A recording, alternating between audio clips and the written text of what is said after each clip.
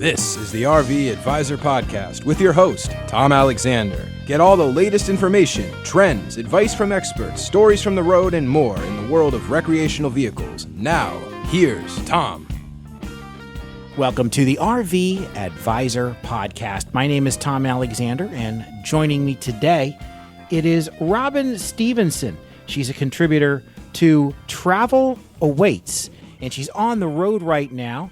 And it's a very interesting story. Robyne, welcome. Thanks, Tom. I'm happy to be here and share my insights with your listeners.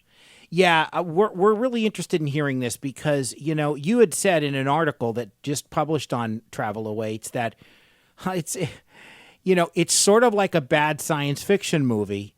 Here you are in the midst of a global pandemic traveling in an RV, and you're seeing kind of firsthand the real world, as it's sort of unfolding before you. You're out there, you're in an isolated situation, which is the RV itself, yet you're able to kind of have a bird's eye view of what's really going on out there, depending on where you are in the country, right? Absolutely. Yeah, go ahead. Well, I was just going to say I've been traveling for the last 3 weeks with staying a week at each stop, which was my original plan, until I got here, where I was only going to stay like a week, and now I'm staying 6 weeks. And here being sort of central Texas, you said you were a little bit outside of Dallas, right? Right. I'm in between Waco and Dallas, and so I picked this spot because I wanted to be close enough to a place that has major medical, should I need some kind of medical care. Yeah. But I wanted to be far enough away that I was not in the thick of a lot of people. Right. Wow, that's an interesting tightrope to walk. So you're seeing it. You're out there, and I know that the Dallas area actually is one of the areas in the country, as we speak, that is kind of been in a what do they call it? Not lockdown, but shut in. I'm trying to think of the term now. Well, they had a restriction on bars and restaurants, right, and that kind of thing. Last night they said that starting tonight, I think it is, they're going to a stay-at-home order. Stay-at-home. Right. Nobody goes out unless it's for one of the approved purposes. Yeah. Yeah. And do we know some of those approved purposes? I guess picking up prescriptions. If you need to go to the grocery store, need a prescription, if you need to go to a hardware store, or obviously get medical care. But that's pretty much about it. Yeah. I read something that was pretty distressing, which is that, a lot of people, young people, and not always young people, but people that are they're not quite taking this as seriously as they should be, staying at home and trying to do as much from home as humanly possible. And they're going out, and they're not just going out for the reasons you stated just a moment ago, for necessities, but just to go out and socialize and hang out and do things. And not a smart idea, right? Right. My home state is Florida. Yeah. And I was very distressed to see that as universities closed and went online, students dismissed for spring break and hightailed it to the beach. Yeah. And it could have some very disastrous consequences. And I was down on the Texas Gulf Coast, but got out of there before the spring break time because I knew I did not want to be there if a lot of people were actually going to come to the beach. So yeah. I feel like I'm trying to dodge the crowds. Yeah. Well, we're based here in South Florida. What part of Florida is home for you? Well, most recently Orlando. Right. I did live in the South Florida area for some time, so yeah, I'm familiar with the problems that Broward and Dade have been having. Yeah, we're in Broward, and it's an issue. I mean, the numbers are growing. We just went over, as of this recording, over 200 cases in Broward County alone, which is more than several states are dealing with. But it's and that's just what you know. And that's just what we know. Exactly. Yeah, because we're not testing, we don't really know. So, yeah it's a conundrum. It is. It is. From the perspective of an RVer, a full-time RVer, right? You're on the road a lot, and part of RV life is the RV community, and it's a real unity, it's a togetherness, it's a connections with people, connecting with people and everything else, and that's kind of the charm of it. It's what makes people want to continue that lifestyle and the relationships they forge and so forth. I would imagine it's got to be tough to kind of isolate yourself from all that and the lifestyle that you've come to know and love. Yeah, and that's why I said in the article it's kind of a surreal moment. It's like where are my people? Yeah. And I'm having to live quite differently. And the place where I am right now closed their doors to new arrivals on this past weekend. Mm-hmm. So I got in just before they closed the border. Yeah. And so there's just a few. There's only a few campers in the section that I'm in. There's a lot of people that own their lots here, so there are other people, but they're far away from where I am.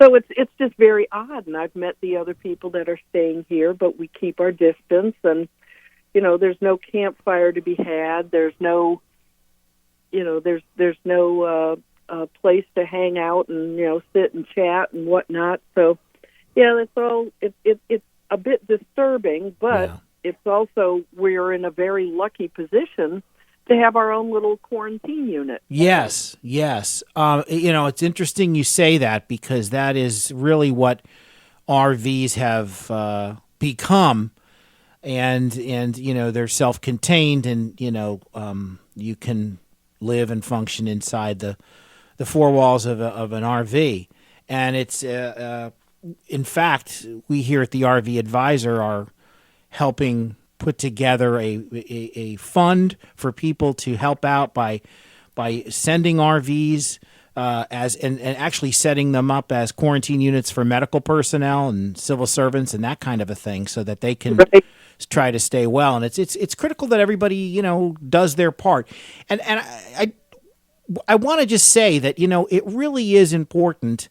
We talked just a moment ago about people not taking it seriously, but for those people who are taking it seriously, please continue to do so and inspire maybe the folks that aren't maybe quite on board with this to do their part. Stay in and do everything you can to just limit contact with people, and hopefully within some time, hopefully sooner than later, we'll start to see that curve that we all hear about start to flatten out. It's important. Yeah, it absolutely is. And, I've been monitoring social media pretty closely, RV groups and the groups that I belong to, and reading lots of different news articles. And it's an interesting way that people are starting to think differently. At first it was, well, I have a reservation, so I'm just going to go and get on the road. And now it's, I guess I should cancel my reservation. And now it's, my reservation has been canceled for me. Yeah. So people are finding that even if they wanted to go out on the road, so many state parks and now national parks are closing. Right. That you can go boondock, you can go to a U.S. forest, you could go on BLM land. There are still some state parks open, and it's really not a bad idea to go camping as long as you're not on the road for days at a time. If there's a place near you that you can go and you want to go camping, well, there's nothing wrong with that, as long as you keep your distance from people. So many state parks have closed now. They're not closed in Texas, but so many other states have closed that the options are kind of dwindling for where you can go. Yeah. So maybe it's better to just stay home and, like you said, let the curve flatten. Right. If you're home, stay home. If you're in your RV, stay in your RV, or find a place nearby where you can put down roots for the time being and stay put. And it's important that everybody do their part. We're going to take a quick break. We're speaking with Robyne Stevenson, and we'll be back right after these words. You're listening to the RV Advisor Podcast. Don't let a road hazard ruin your fun. Get the #1 rated tire and wheel protection service from the RV Advisor. Starting at just $180 per year, it's affordable and dependable, no matter where you are. Get tire and wheel protection for 4-wheel, 5, 6, and 7 to 10-wheel vehicles, including RVs, towed vehicles, personal vehicles, horse trailers, bike trailers, motorcycles, and more. Visit theRVadvisor.com or call 833-229-0911. That's 833-229-0911. During this time of crisis with the coronavirus pandemic, it's important to help take care of those who are taking care of us, our first responders and healthcare professionals. They're on the front lines fighting this virus, and we need to be there for them. Consider providing your RV for them to stay in while out in the field, a place to retreat and relax while taking care of the sick. You can help in one of two ways. Go to rvaca.org and fill out the form to donate your RV temporarily. Or click on the donation page to help with covering the costs of getting RVs to their destinations. These first responders and healthcare providers are giving many hours a day to the fight against COVID-19 and should not be out of pocket while stationed away from home.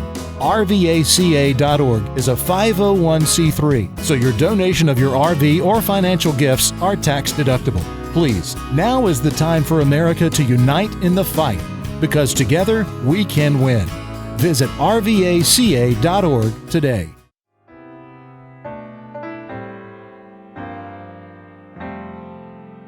We're back on the RV Advisor Podcast. I'm Tom Alexander, and my guest from TravelAwaits.com is Robyne Stevenson. And Robyne, you do a fair amount of writing for Travel Awaits. I do. It's an online travel magazine, and we're trying to find creative ways to write about travel right now. And I wrote an article about what is it like to RV during a pandemic. Yeah. Tell us a little bit about that article.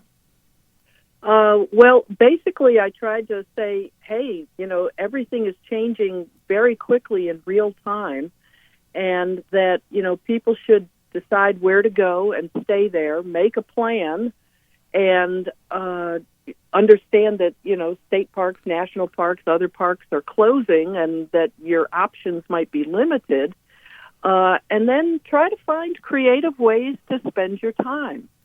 So, for instance, I do a lot of writing, so I'm used to being, inside and writing. But, there are books you can download, there are movies to watch. If you don't have good internet access, you can still go out and take a walk. You can journal. You can do all kinds of things. I know that the amount of time I've spent talking on the phone, chatting with people in text messages and other formats has gone up tremendously. People want to be in contact, so they'll find mediums to do that.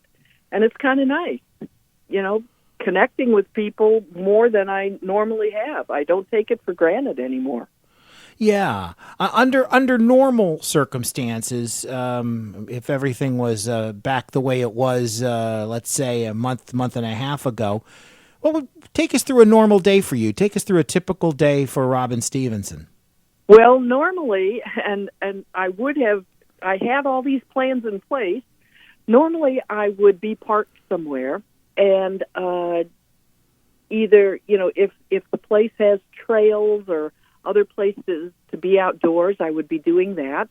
I usually set up a few day trips to go explore around, go to a national wildlife refuge, or go to some nearby town, or see a museum, or see other things. And because I write about these as travel destinations, so I'm not doing that right now, but typically that's what I would do. I'd have an itinerary of places to go, and if and then in a few days somewhere, I'd pick up and roll on to the next stop and have new places to go see. And of course, interacting with other people in the campground, or